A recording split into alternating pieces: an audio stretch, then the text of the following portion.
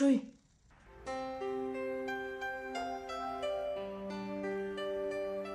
Почти съм убедена, че тази мелодия ти донесе много спомени, положителни или негативни, и дори телесни усещания. А това са само няколко тона.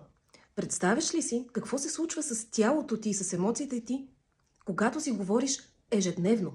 Гласът и думите също са музика. Мислите също влияят на нашите емоции. Те също са като музика за нас. Ако не вярваш, че една мисъл може да предизвика положителна или отрицателна биохимична реакция в тялото ти, че дори самата интонация е от значение, ако все още не го вярваш, замисли се за ето тези приятели, кучетата.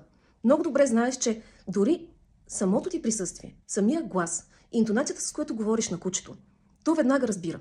Следователно, нашите мисли влияят на цялото поле. Но нека да не мислиме толкова глобално все още, а да започнем от себе си. Предизвиквам те да направиш един ден за теб. Един ден, в който да слушаш музика, която те вдъхновява. Която наистина, дет се казва, ти бърка така отвътре. Да се наслаждаваш на кафето. Да усещаш ароматите. Да усещаш как, когато си взимаш душ, водата се стича. Колко хубаво уха е душ гелът.